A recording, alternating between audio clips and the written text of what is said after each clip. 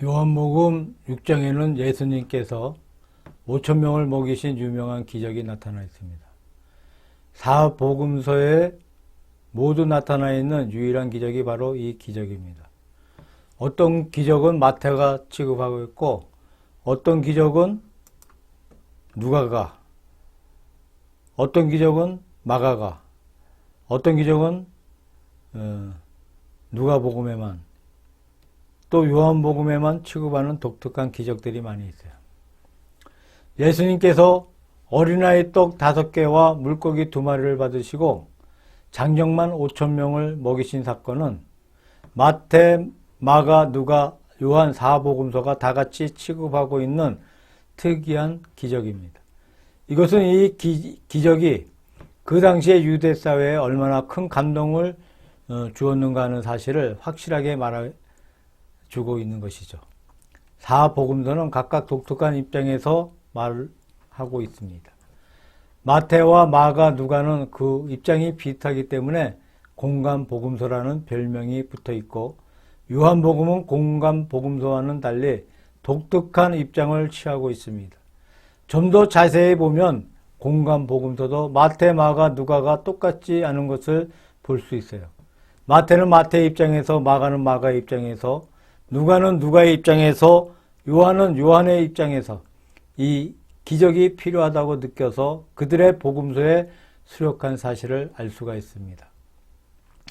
요한복음의 이적은 여러 각도에서 묵상해 볼 수 있는 내용이 풍부한 이야기입니다. 이 이적에 참여한 사람들로는 첫째, 군중들이 있습니다. 두 번째로 예수님께서 특별히 빌립에게 어디서 떡을 사서 이 사람들로 먹게 하겠느냐고 물으심으로써 빌립이 특별히 강조되고 있어요. 세 번째로 어린아이의 떡을 받아와 예수님께 드린 안드레의 모습이 강하게 강조되고 있습니다. 그래서 풍성한 은혜라는 제목으로 세 종류의 예수님의 이적의 참여자들을 중심으로 해서 같이 묵상해 보았으면 좋겠습니다.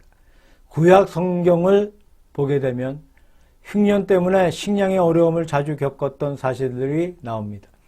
예를 들면 아브라함이 흉년이 들어 애굽의 도피에 자기 아내를 누이라고 속인 사건이 있고, 이삭도 역시 흉년이 들어 그랄로 피난 갔던 사건이 있고, 야곱도 그 기근 때문에 아들을 보내 애굽에서 양식을 구해오라고 하다가 드디어 애굽까지 이주해 가는 모습이 기록되어 있습니다. 구약에 나타난 사건 이외에도 이스라엘 백성의 사회에는 참으로 흉년이 자주 들어서 식량의 문제가 큰 문제였음을 볼 수가 있어요. 그래서 유대인들은 장차 오실 메시아를 통해서 식량의 문제를 해결받을 수 있을 것이라고 소망했었습니다. 풍성히 먹을 수 있다는 것이 메시아를 기대하는 큰 이유 중에 하나였어요. 과연 예수님께서 떡 5개를 가지고 5천 군중을 먹이시고 남은 것을 보자 그들은 열광적으로 주님을 환영하고 15절에 보니까 예수님을 억지로 붙들어 자기들의 왕으로 삼고자고 했다는 기록이 나옵니다. 아마 이런 분이 왕이 되신다면 우리의 먹는 문제가 해결되겠다고 판단해서 열광적으로 예수님을 왕으로 추대하려고 했던 것을 볼 수가 있죠. 유대인 사회에서 이 이적이 얼마나 큰 관심을 끌었는지, 얼마나 큰 환영을 받았는지 알 수가 있는 것이죠. 예수님의 일생을 통해 모여왔던 많은 군중 가운데 제가 생각하기에는 최대 인파를 끊었던 것이 바로 이 기적이었다고 생각되어집니다. 많은 군중이 주님을 따라왔지만 그 군중 가운데 가장 큰 군중이 바로 이때의 군중이 아닌가 생각합니다. 이때 그들이 예수님을 왕으로 삼으려고 하자 예수님은 그들을 피해서 산으로 올라가셔서 혼자 기도하셨다는 말씀이 나와요. 군중을 해산시키기 위해서 제자들을 배에 태워서 바다에 보내시고 예수님은 홀로 산에 가서 기도하시고 한밤중에 바다 위를 걸어 제자들에게로 왔던 사실을 볼 수가 있죠. 예수님은 군중의 환영을 받고 유대인의 왕이 되려는 야심이 조금도 없었어요. 예수님은 단순히 굶주려 있는 그들을 배불려 먹여주시고 싶은 그거 하나뿐이고 그 이상 아무 야심도 욕망도 없었던 사실을 알 수가 있습니다. 그러면 이적에 참여했던 세 종류의 사람들과 예수 그리스도의 이적을 통해서 우리 믿는 사람들의 생활의 모습, 또 모든 교회들의 모든 동태를 한번 조화시켜 나가면서 함께 묵상해 보았으면 좋겠습니다. 먼저 예수님께서 큰 무리가 다가오는 것을 보시고 빌립에게 이르시되 라는 말씀이 있습니다. 이렇게 굉장한 무리가 예수님의 이적에 참여했던 한 종류의 사람들이었어요. 여기에 남자 장정만 5,000명이라고 했는데 유대인들은 사람들을 셀 때에 남자 장정만 세는 관습이 있습니다. 많은 사람 중에는 여자들과 아이들을 제외되고 있으니 실제의 수가 얼마나 되는지 잘 모릅니다. 어떤 사람은 5,000명의 배가 되는 약 10,000명쯤 됐을 것이다 라고 보는 사람도 있습니다만 어디에 가든 보통 남자들이 많이 모이니까 10,000명까지는 못 된다 하더라도 5,000명은 훨씬 넘었을 것이고 5,000명과 10,000명의 그 중간 숫자가 아닌가 생각하죠. 하여튼 굉장한 무리가 모여왔어요. 이 군중이 예수님의 이적에 참여한 사람들이었습니다. 유대인의 격언 가운데 사람이 셋이 모이면 마음은 4개가 있다 라는 말이 있어요. 사람이 셋 모였으니 갑의 마음, 을의 마음, 병의 마음이 있고 그 다음에 셋을 합한 마음이 또 하나가 있어요. 그래서 셋이 모이면 마음은 내 마음이 있다는 말을 하고 있습니다. 이 합한 마음, 즉 군중의 마음은 옛적이나 지금이나 동양이나 서양이나 거의 같다고 생각되어집니다. 사람이 많이 모이면 냉철한 이성보다 뜨거운 감정이 앞서 고함을 치고 감정에 치우치게 돼. 냉정하게 일을 헤아려 보고 냉정하게 지도하는 말을 하려 하지 않습니다. 군중이 좋아하는 방향이 있고 군중이 좋아하는 말이 있고 군중이 좋아하는 동작이 있어요. 이런 군중심 혹은 군중의 동작을 한마디로 설명한다면 감정적이라고 할 수가 있습니다. 이성이나 의지보다 감정이 더 앞서는 것이 군중의 동작이라고 생각되어집니다. 이 감정적인 군중들이 예수님의 큰 이적에 같이 참여했어요. 신앙과 감정적인 요소는 어떤 관계가 있습니까? 신앙의 감정적인 요소는 절대 필요한 불가피한 요소예요. 예를 들면 하나님의 은혜에 감사해서 찬미를 부르는 것, 눈물로 하나님의 은총을 감사하는 것이 감정적인 요소가 아니겠습니까? 우리의 부족한 죄를 고백하면서 자기의 죄를 통회하는 모습이 감정적인 모습이라는 거죠. 하나님의 신비한 진리의 세계에 너무나 감탄해서 하나님의 진리가 우리의 마음을 지배해서 이 생도 모든 것도 잊어버리는 황홀한 감정의 시간이 있습니다. 우리가 이렇게 볼 때에 신앙과 감정은 불가분의 관계가 있다고 볼 수가 있죠. 신앙은 단순한 사상의 세계가 아닙니다. 우리 마음이 뜨거워지고 우리 마음이 감격하고 우리 마음의 정이 끓는 이것이 바로 신앙의 세계의 극치라고 말할 수가 있습니다. 부활의 아침에 엠마오 도성의 두 제자가 예수님을 만났을 때 마음이 뜨거워지는 것을 느꼈어요. 마지막에 예수님을 알아보게 되었을 때 예수님이 없어졌습니다. 그들의 대화하는 말에 길가에서 우리에게 말씀해 주실 때 우리 마음이 뜨겁지 아니하더냐 하면서 발을 돌이켜 예수님을 향해 돌아갔다는 말씀이 있습니다. 이것은 감정적인 요소예요. 구약의 예레미야가 박해가 심해서 마음에 너무나 낙심이 되어 내가 다시는 말씀을 전하지 않겠다며 침상에 드러누워 버렸어요. 눈을 감고 가만히 있었습니다. 가만히 있으니 가슴에 불길이 일어나는데 견딜래야 견딜 수 없고 참을래야 참을 수가 없어 다시 일어서서 말씀을 전하러 나갔다는 말씀이 있어요. 이것이 감정적인 요소가 아니겠습니까? 우리의 신앙생활 속에는 이러한 감정적인 요소가 필요해요. 아무런 생각 없이 냉정하게 찬송을 부르는 것보다는 감격해서 찬송 부르는 것, 뜨거운 감정 없이 그냥 냉랭하게 기도하는 것보다는 열심히 기도하는 것, 열심히 전도하는 것이 다 필요한 신앙의 요소인 것이죠.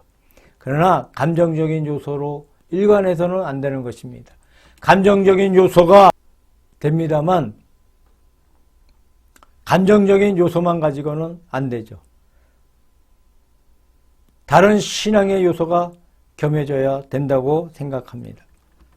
흔히 사람의 심리 상태를 지정의로 나눕니다.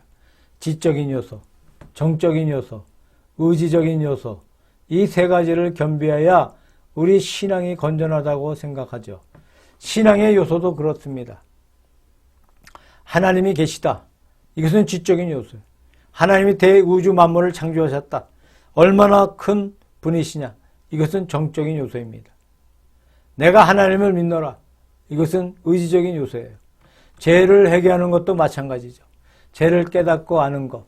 그것은 지적인 요소. 자기 죄를 통회하고 후회하는 감정이 있습니다. 이것은 정적인 요소입니다. 죄를 절단해버리고 있습니다. 죄를 절단해버리고 죄를 멀리하는 결심이 필요합니다. 이것은 의지적인 요소예요. 이 셋이 다 합해져야 올바른 회개입니다. 죄가 무엇인지 깨닫지 못하고 그냥 고함만 치는 것은 회개가 아닙니다. 죄가 무엇인지 안다 하더라도 죄악에 대한 애통한 마음이 없으면 그것은 회개가 아니에요. 죄악을 알기도 하고 애통한 마음도 있기는 한데 죄를 단절할 의지가 없다면 그것도 회개가 아니에요. 지정의가 회개에도 필요하고 신앙에도 필요하고 성결에도 필요하고 모든 것에 필요한 것입니다. 오늘 본문 가운데 군중이라는 것은 정적인 요소라고 말할 수가 있습니다. 교회 역사 가운데 정적인 활약이 얼마나 많습니까? 예를 들면 기독교 예술의 꽃을 피움으로 좋은 그림이 남아있고 조각품, 음악, 시, 문학이 남아있고 이것이 전부 아름다운 기독교 신앙의 정적인 요소를 묘사하고 승화시킨 내용이라고 할 수가 있습니다. 하나님의 세계는 무한한 큰 세계. 하나님의 큰 세계를 그림을 통해 묘사합니다. 그림이 묘사해주는 하나님의 세계는 그림만이 표현할 수 있는 것이지 말로서는 안 되는 것이죠. 또한 좋은 음악을 통해서 하나님의 세계의 신비를 우리에게 전달해주고 있다. 눈을 감고 그 가락을 들으면 하나님의 큰 세계에 우리가 끌려갑니다. 이러한 것은 가락을 통해서 할 수 있는 것이지 다른 어떤 것으로는 할 수 없습니다. 또한 아름다운 시를 통해서 하나님의 진리를 표현합니다. 몇 글자 안 되는 그 속에서 진리를 느낍니다. 이런 의미에서 감정적인 것은 대단히 필요하죠. 하나님의 사업에 이바지한다고 말할 수가 있습니다. 두 번째로는 예수님께서 빌립을 시험하시려고 빌립에게 말씀하시기를 우리가 어디서 떡을 사서 이 많은 군중을 먹일 수 있겠느냐고 물으셨어요. 빌립이 한번 둘러보고는 말하기를 200데나리온의 떡을 사서 조금씩 나누어 준다 해도 마지막에 가면 부족할 것입니다. 라고 했어요. 빌립은 대단한 사람입니다. 군중이 감정적이라고 한다면 빌립은 지적이에요. 한번 둘러보고 군중의 수를 헤아려보고 몇 명쯤 되고 떡이 몇 개 필요한지 헤아려냅니다.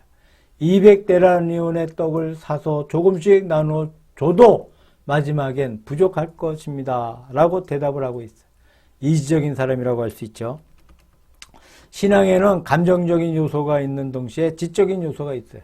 구약과 신약 전체를 통해서 하나님의 심오한 진리는 감정만 가지고 알아내지 못해. 온갖 지적인 방법을 통해서 연구를 통해서 하나님의 깊은 것을 알 수가 있습니다. 어떤 의사가 인간의 혈액을 연구하는데 몇십만 배 확대하는 현미경을 만들어서 혈액을 조사해 보니까 그 혈액 속에 있는 세포들이 움직이는 모양이 너무나 신기로웠습니다.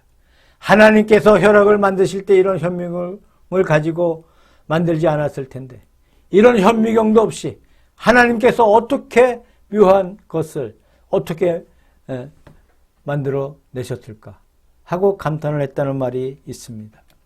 현대과학이 발달되어 수십만 배로 확대하여서 물건을 볼 때 굉장한 모습을 볼 수가 있죠. 하나님은 그런 확대를 가지고 만든 것이 아니에요. 그런데 그 세미한 부분에 인간의 과학이 아무리 파고들어도 다 들어갈 수 없는 너무나 치밀한 구조가 있다는 것입니다. 피만 그렇겠습니까? 사람의 몸 전체 구조가 다 그래요. 사람의 몸만 그렇습니까? 모든 동물의 세계도 그렇고 식물의 세계도 그렇고 우주 만물이 다 그렇습니다. 과학의 세계에서 크고 넓은 우주를 측량할 때 광년이라는 단위를 쓴다고 합니다.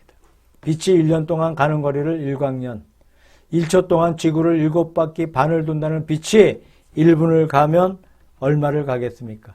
1시간을 가면 얼마를 가고, 하루를 가면 얼마를 가고, 1년을 가면 그 길이가 얼마나 멀겠습니까? 우리가 측량할 수가 없어. 그런 굉장한 단위를 써서 북극성은 70광년, 저 은하는 4000광년이라는 말을 합니다. 너무나 큰 단위예요. 그런가 하면 1초를 쪼개서 10분의 1초, 100분의 1초로 나누어서 연구하고 있어요. 지구의 자전을 계산할 때 초를 세밀하게 나누어서 계산해 갈 수 있는 칩이 있어서 그것을 헤아려 가지고 있습니다. 이것이 전부 하나님께서 창조하신 것을 인간이 연구한 것인데 그렇게 치밀한 지적인 요소가 필요하다는 것이죠. 아직도 인간의 지혜는 하나님의 세계를 측량하기 너무나 부족한 줄로 생각합니다. 하나님의 세계는 굉장한 지적인 요소를 가지고 있어요. 인간이 아무리 지혜를 짜낸다 하더라도 하나님의 지적인 요소를 따라갈 수가 없는 것입니다. 옛날부터 수많은 신학자들과 성경학자들이 성경을 연구하고 파헤쳐도 아직도 그 세계를 알아내지를 못한다고 합니다. 또 개인의 세계를 본다 하더라도 우리는 항상 선과 악을 구분해야 하지 않겠습니까? 아무렇게나 눈을 감고 따라가서는 안 되는 것이다. 이것은 선한 것이다. 이것은 악한 것이다. 이것은 하나님의 뜻이다. 이것은 마귀의 뜻이다. 라고 구분할 줄 아는 지혜가 필요합니다. 이것이 지적인 요소예요. 이것이 하나님의 뜻이고 이것이 우리의 갈 바고 이것이 바른 길이다 하는 것을 알아가는 지적인 요소가 필요하다고 믿습니다. 확실한 신앙의 세계는 이런 지적인 요소가 필요합니다. 파스칼 같은 분은 굉장한 수학자였어요. 그는 어려운 수학 문제를 풀다가 피곤해서 잠이 들면 밤에 꿈을 꾸면서 그 어려운 수학 문제를 해결했다는 일화가 있어요. 사람이 꿈을 꾸게 되면 머리가 몽롱해 불명치 않는 법인데 파스칼은 꿈속에서 생시에 풀지 못한 문제를 풀었다는 일화가 있습니다. 하여튼 굉장한 이지적인 사람인 것을 알 수가 있습니다. 그는 수학자이며 철학자이고 물리학자이고 신비주의 신앙가입니다. 그에게는 수학과 물리학과 철학 모든 것이 신앙으로 통일되어 있음을 볼 수가 있습니다. 다시 말하면 신앙의 세계 속에 굉장한 지적인 요소가 있음을 말해주고 있습니다. 요즘 컴퓨터가 생겨서 굉장한 역할을 많이 하고 있어요. 인간이 만든 두뇌라고 할 수 있습니다. 우리가 상상하지 못할 일을 금세 척척 풀어내요. 수학적인 문제, 여러 가지 어려운 원리의 문제들을 한꺼번에 풀어내는 굉장한 시대라고 할 수가 있어요. 이 컴퓨터가 무엇인가? 오늘의 주제에 결부시켜 볼 때에 컴퓨터는 하나님의 수학적인 요소를 더듬어가는 기계라고 말할 수가 있습니다. 자, 하나님의 세계에 굉장한 수학적 요소가 있어요. 하나님의 세계에 무한한 수학적인 요소를 찾아가고 풀어가는 것이 컴퓨터라고 할 수가 있습니다. 그러나 컴퓨터가 아무리 잘한다 하더라도 하나님의 그 큰 세계에는 도저히 미치지 못한다고 믿습니다. 세 번째로 안드레라는 인물입니다. 안드레가 한 아이의 떡을 가지고 예수님께 나와 말하기를 여기 어린아이가 가진 떡 5개와 물고기 2마리가 있습니다. 이것이 이 많은 사람들에게 무슨 소용이 있겠습니까? 라고 말합니다. 이 안드레는 어떤 형의 사람입니까? 군중과 같은 감정적인 인물이 아니에요. 냉철한 빌립과 같은 지적인 인물 또는 수학적인 인물도 아니에요. 떡 5개를 가지고 5,000명이 넘는 군중에게 무엇을 하겠습니까? 무슨 필요가 있겠습니까? 가지고 오나 마나입니다. 떡 1개를 가지고 1,000명을 먹이겠습니까? 아무 소용이 없는 일입니다. 뻔히 안 될 줄 알면서 가져와 보는 거예요. 이것이 무슨 소용이 있겠습니까? 하면서 예수님께 갖다 바쳤어요. 이것을 이름 붙이자면 의지적인 사람이라고 할 수 있어요. 감정에도 맞지 않습니다. 지적인 것에도 맞지 않습니다. 그러나 자기의 뜻대로 그냥 해보겠다는 것이죠. 도무지 앞뒤가 맞지 않아. 이성적으로 맞지 않아. 인간의 감정에도 맞지 않습니다. 그럼에도 불구하고 기어코 예수님께 가져와 보는 거예요. 의지적인 인물이라고 하겠습니다. 우리는 교회 일을 하려고 할 때 이런 안드레와 같은 사람을 많이 볼 수가 있어요. 어떤 사람은 덮어놓고 합시다. 좋습니다. 라고 말합니다. 아무 대책도 없어. 아무 계산도 없어. 아무 근거도 없이 무조건 해봅시다. 라고 합니다. 하라고 맡겨두면 얼마 가지 못해 넘어지고 맙니다. 어떤 사람은 처음부터 가만히 앉아 냉철한 수를 헤아리고 있습니다. 빌립처럼 안 됩니다. 수가 모자릅니다. 그게 되겠습니까? 라고 합니다. 수에 사는 사람들, 부족한 세계에 사는 사람들입니다. 그것은 도무지 안 돼. 자꾸 안 된다고 하는 사람들이 있습니다. 어떤 사람은 안 될 것을 뻔히 알면서 해봅시다. 그러나 해봅시다. 하는 사람이 있다. 의지적인 분이. 안드레는 그런 의지적인 인물이었어. 안 될 것을 뻔히 알면서 떡 5개를 예수님께 바친 인물이에요. 예수님께서 의지적인 안드레의 떡을 받으시고 거기에 축사하시고 이 굉장한 군중을 먹여 주신 것입니다.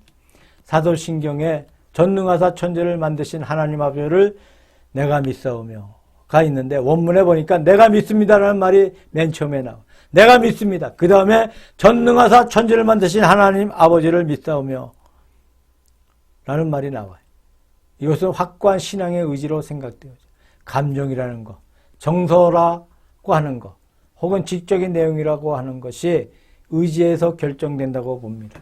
우리가 아무리 정서가 풍부하다 하더라도 또 아무리 지적인 것이 밝아서 그 내용을 확실히 안다 하더라도 마지막에 네 믿습니다 하고 결정을 내리지 못한다면 아무 소용이 없습니다. 그러므로 최후의 의지적인 요소가 참으로 필요한 것입니다. 사람의 생각과 동작을 비교하여서 옛날 스페인 사람과 프랑스 사람과 영국 사람의 국민성을 이렇게 말합니다. 스페인 사람은 먼저 생각한 후에 행한다. 프랑스 사람은 생각하면서 행하고 행하면서 생각한다. 영국 사람은 행해놓고 생각한다. 스페인 사람처럼 한참 생각하고 앞뒤가 맞을 때 비로소 움직이는 사람이 있습니다. 어떤 사람은 다 해놓고 생각은 나중에 하는 사람이 있습니다. 결국 이 세 민족 가운데 영국이 가장 앞서갔습니다. 영국이 스페인도 능가하고 프랑스도 능가해서 세계를 제패했어요. 하여튼 영국민은 행동하는 민족이었습니다. 마지막 네 번째로 예수 그리스도 안에서 조화를 생각해 보려고 합니다. 세 종류의 인물들 가운데 안드레는 되지 못할 사실을 뻔히 알면서도 주님 앞에 가져와 이것을 가지고 무엇을 하겠습니까 하며 바쳤어요. 예수님께서 그 떡을 받으시고 축사하셔서 군중들에게 먹여 주신 것에 크나큰 뜻이 있는 것입니다. 이적의 전과 이적의 후를 생각해 봅시다. 이적의 전에는 이 3자가 다 달라. 군중의 생각, 빌립의 생각, 안드레의 생각이 다 다릅니다. 군중들은 감정에 북받쳐서 빌립과 같은 냉철한 것이 귀에 들어오지 않습니다. 빌립은 냉철하고 타산에 빠져 궁중에 떠드는 것이 귀에 들어오지 않습니다. 그러나 안드레는 독특한 행동을 취하고 있습니다. 지금도 교회를 볼 때에 세 종류의 신자들을 볼 수가 있습니다. 감정적인 신자가 있습니다. 찬미를 해도 고함을 치며 찬미해야 되고 기도를 해도 고함을 쳐 기도해야 하는 감정이 앞서는 사람이 있습니다. 어떤 분은 냉철하게 이치를 따지고 각과 의를 따지고 숫자를 따지는 이적인 신자가 있습니다.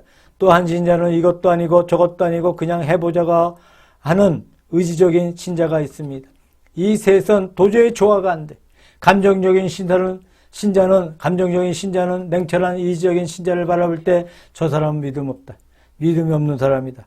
그렇게 판단해 버립니다. 또 이지적인 인물들은 또 감정적인 인물을 볼 때 저 사람은 광신자다. 맹목적인 신자다 하면서 속으로 냉소하고 있습니다. 또 의지적인 사람들, 안드레형의 사람들도 자기와 다른 사람들을 멸시하고 있습니다. 이전의 세 종류의 사람들이 그랬습니다. 그러나 예수님께서 군중을 보시고 빌립에게 말씀하셨고 빌립의 대답을 들으시면서 가만히 계셨어요. 빌립이 믿음이 없다고 말씀하신 것이 아닙니다. 또 군중들이 미쳤다고 광신자라고 말씀하신 것도 아닙니다. 또 안드레를 탓하신 것도 아닙니다. 다 듣기만 하셨다. 어느 것이 좋다, 나쁘다 말씀하신 것이 아니에요. 묵묵히 떡을 받으시고 축사하신 후에 떡을 떼어 나누어 주셨어요. 떡 5개가 무한의 떡이 되었어요. 그래서 모든 사람에게 나누어 주셨습니다. 유명한 어거스틴의 해석이 있습니다. 예수님께서 어린 아이의 떡을 받으실 때 그때는 봄철에 씨앗을 뿌릴 때였다. 예수님께서 축사하실 때 그때는 가을철이 되었다. 예수님께서 떡을 떼어 나눠 주실 때 그때는 집에서 식탁에 앉아 먹을 때였다라고 말한 적이 있습니다. 봄에 이삭을 뿌려 자라면 가을에 그것을 거둬서 빻아 가루로 만들어 떡을 만들어 식탁에 놓고 먹습니다. 그 긴 1년의 세월이 순간적으로 흘러갔다는 거예요. 하여튼 떡을 다 배불리 먹었어요. 그 다음에 남은 것을 거두었을 때 어떻게 되었습니까? 12바구니에 가득 찼어요. 그 떡을 다 거두었을 때 어떻게 되었습니까? 아마 제 생각에는 군중들이 말을 못했을 것이라고 생각합니다. 간격이 너무나 커서 너무나 놀라워서 뭐라고 말할 수가 없었어. 빌립도 마음속에 감동이 넘쳤어. 200데나리온의 떡으로 조금씩 주어도 마지막에는 부족할 것입니다 라고 말했는데 돈을 한 푼도 안 들이고 배불리 먹고 오히려 떡이 남았어요. 빌립의 마음속에 감격이 넘쳤습니다. 안드레도 마찬가지입니다. 안드레도 감격이 넘쳤어요. 전부 다 조용히 묵묵하게 떡을 거두었습니다. 감격에 넘치는 풍성한 은혜가 아니겠습니까? 로마서 10장 12절에 말씀하시기를 한 주께서 모든 사람의 주가 되사 저를 부르는 모든 사람에게 부여하시도다 라고 말씀하고 있습니다. 믿음의 사람들 가운데 보면 감정이 강한 사람이 있다. 이지가 강한 사람이 있다. 의지가 굳은 사람이 있다. 그러나 인간의 감정은 부족합니다. 의지도 부족합니다. 예수 그리스도의 참 은혜를 받을 때 감정파도 부족합니다. 이지파도 부족해. 의지파도 부족해. 다 같이 협력해서 예수 그리스도의 사업에 이발시할 수 있다고 생각합니다. 은혜 받지 못한 곳에는 전부가 어떻게 돼요? 분열돼. 피차간에 비난해. 자기 우세를 자랑해. 남을 멸시해. 은혜를 받았을 때 모두 강격합니다. 각자 자기의 특색을 따라 예수 그리스도의 큰 사업에 이바지할 수 있습니다. 중요한 것은 예수 그리스도의 풍성한 은혜를 받았느냐 받지 못했느냐에 있다고 봅니다. 파스칼에 의하면 구약의 솔로몬과 욥은 공통점이 있다고 했어요. 솔로몬은 풍부한 세계를 경험한 후 풍부의 허물을 느꼈다. 전도서에 보면 헛되고 헛되도다 라고 한 것처럼 영화를 누린 끝에 인간의 모든 영광이 다 헛되고 바람을 잡는 것 같다고 하면서 풍성의 허물감을 느꼈습니다. 욥은 큰 어려운 시험을 만나 솔로몬과 대조적으로 인간의 밑바닥에 떨어져 내려갑니다. 다 내려간 끝에 인간의 비참함이 무엇인가를 알게 되었어요. 그 비참함을 통해서 하나님의 은혜를 깨닫게 됩니다. 내가 지금까지 하나님의 관에 들었을 뿐이었더니 이제 내 눈으로 주님을 직접 만나 배웠습니다. 너무나 감격했습니다. 욥은 마침내 내 아픔을 호소한 것이 아니고 오히려 자기 죄를 회개하게 되었어요. 솔로몬은 풍부를 통해 하나님을 깨닫게 되었습니다.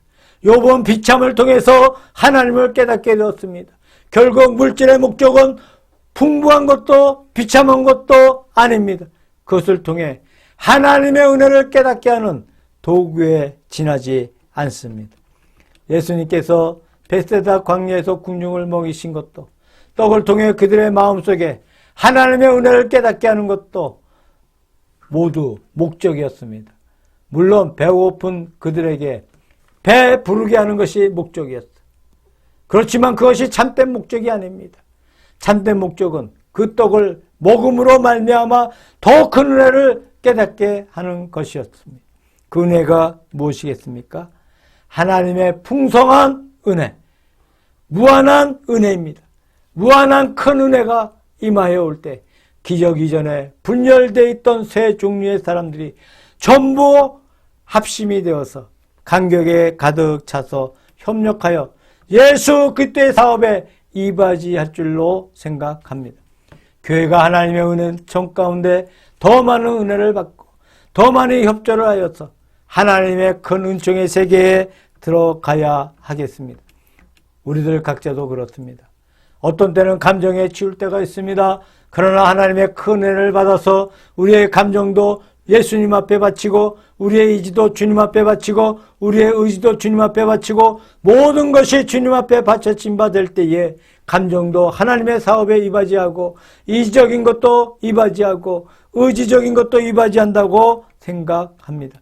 하나님의 풍성한 은혜를 마음속에 묵상하시면서 하나님의 큰 은혜를 늘 마음속에 사모해야 되겠습니다.